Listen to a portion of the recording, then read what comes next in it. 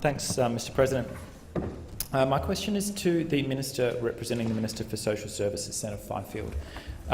Senator Fifield, I refer to the extraordinary open letter signed by more than 60 homeless service providers today, pointing out that while the government budgets on a 4-yearly cycle, every frontline homeless support service in the country faces layoffs and closures because the government is refusing to commit to their continued funding.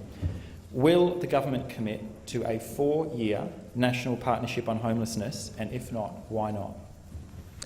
The Assistant Minister for Social Services, representing the Minister for Social Services, Senator Fifield. Thank you, Mr President. I think it's important to point out that the previous Labor government not only terminated the NPAH funding beyond the 30th of June 2014, but it also failed to provide for homelessness funding in the forward estimates. Pause the clock. Point of order, Senator Ludlam. Mr President, on relevance, if I'd wanted to ask about Labor policy, I would have asked a Labor senator. You are the government, Senator Fifield. I ask you to draw his attention to the question. Senator Ludlam. Order. Order. Senator Fifield had just commenced his answer and he's putting the context around the question you asked. Senator Fifield. Thank you, Mr President. As I was saying, there was no provision for NPAH funding in the pre-election economic fiscal outlook in August 2013, issued by the former Treasurer. In contrast, the coalition government has provided $115 million for the 2014-15 National Partnership Agreement on Homelessness, which was matched by the states and territories. It's important, I think, to also point out that the states and territories are responsible for determining priorities and retain the flexibility to decide which services should be funded.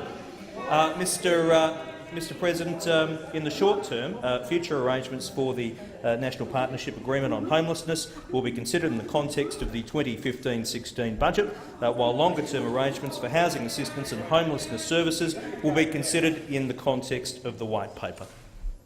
Senator Ludlam, supplementary question. Thank you, Mr President. I thank the Senator for his answer.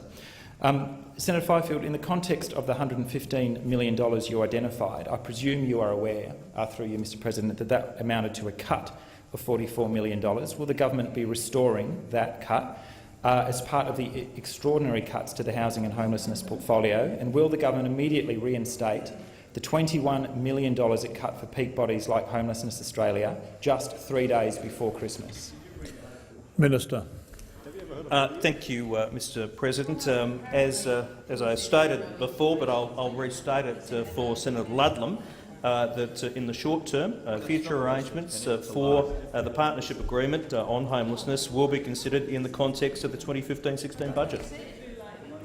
Senator Ludlam, final supplementary question. Thank you, President. Due to the failure of the minister to commit to funding and the government's evident indifference to the plight of homeless Australians, can we take it that Minister Scott Morrison intends to bring the same spirit of compassion and humanity to the social services portfolio that he brought to the immigration portfolio? Minister. Mr President, I can answer that question in one word: absolutely. But I'll expand upon it for you, Senator Ludlam. Minister Morrison, as Minister for Immigration, I think showed the ultimate compassion and the ultimate decency, because his ceaseless and absolute objective was to stop people dying at sea. And I am so pleased to be able to advise all colleagues in this place that Minister Morrison was successful. Because of Minister Morrison's efforts, there are hundreds, if not thousands, of people who would otherwise have lost their lives at sea. It is a matter of great pride in this government that the people smugglers have effectively been put out of business. Minister Morrison is a man of great compassion and great decency. He wants to see Australians in work. He wants to see people facing extra challenges for reasons beyond their control getting the help they deserve. Thank you, Minister. Deputy, I'd like to seek leave to take note of the answer that was provided by Senator Fifield. He was representing Minister Morrison. You don't need leave, Senator. You can simply move that motion. I'm just going to charge on then, Deputy President. Mr Morrison has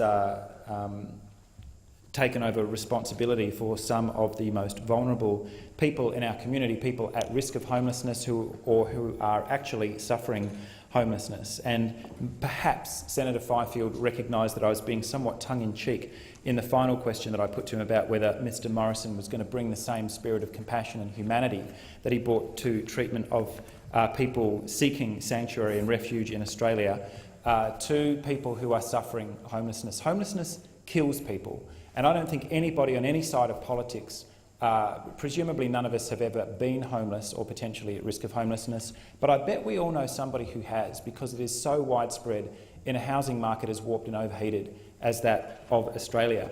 And it is a Commonwealth government responsibility to do something about it, whether it simply be through guaranteed funding through 4-year budget cycles, or whether it is more hands-on forms of assistance to homeless people. There is nothing in the Constitution that says it's solely a state responsibility, or that we should just simply throw some of the most vulnerable people in our community into the teeth of the market, because the market has failed and it continues to fail people who are falling through the cracks. Senator Fifield, understanding that you are in a representative capacity when you come in here, that you are not responsible for the portfolio, it is kind of dismal to simply hear back a recitation of what the Labor Party had done. Under the former government, we had a Minister for Homelessness that we could take these questions to. Under the former government, we had direct assistance like the National Rental Affordability Scheme. The Rental Affordability Scheme, not perfect, but it was something that was brought in by former Prime Minister Kevin Rudd after having been developed extensively over a period of years by housing peak bodies and people with experience in financial markets to try and work out how to get something happening on the supply side. And you've trashed it. You pulled it apart. It is hard to believe that you could simply come in here and blame the former government. You've been here for 16 months. Maybe this is a part of the commitment that good government starts today. Maybe good government on behalf of homeless people could start today, because sweet stuff all has happened up until this point, apart from abolishing things that had previously existed. You have cut $235 million from the National Rental Affordability Scheme. I imagine that senators from the crossbench and from the opposition would have worked with this government to improve that scheme, which was flawed, and we'd been critiquing it for months and years. I would imagine that those on the crossbenches and the opposition benches would have worked with the government to have improved that scheme, and instead you just threw it out. You've thrown it out the door. First Home Saver account scheme abolished, $130 million. Homelessness research strategy funding. There seems to be enough money to build $40 billion worth of submarines and joint strike fighters. There seems to be enough money for these random defence procurement decisions that seem to be getting made. There was enough money to send hundreds of millions of dollars back to Rupert Murdoch. There was enough money to give the mining industry a massive tax cut. So don't start complaining about money, because it's falling on deaf ears on people who are suffering homelessness. The Homelessness Research Strategy, axed. The Housing Help for Seniors pilot program, $170 million, axed. Funding, most of them Howard-era tax cuts, as you well know, for people in the middle class who could have done without it. There is money in the budget for your pet projects, but nothing for people suffering from homelessness. And the thing that I brought in here to Senator Fifield for question time is that you are keeping every homeless support service, crisis centre and shelter in the country on starvation budgets that roll forward a year at a time. And so you've told them, effectively through you, Mr President, that there will be no guaranteed funding commitment until after the budget, which incurs in May, and their funding falls off a cliff at the end of this financial year, at the end of June, which means they are looking at redundancies. You can't sign rental and lease agreements for properties. You actually can't put people into long-term care or long-term programs if the funding is not guaranteed. Imagine if the rest of government tried to work this way. Imagine if you made the Defence Department work this way. You go to the Defence Department and you say, we don't know what your budget's going to be on the 1st of July. In fact, we don't know if there's going to be any funding for defence at all. We may have to make savage cuts. And we won't tell you until May. That is gargantuan incompetence and indifference to the plight of people who need better from us. They need better from the government, they need better from this parliament. So we will be seeking, as these groups whose funding you so casually cut on Christmas Eve last year come into parliament over the next couple of days, we will be seeking answers from this government as to what it intends to do, and we'll be seeking funding certainty.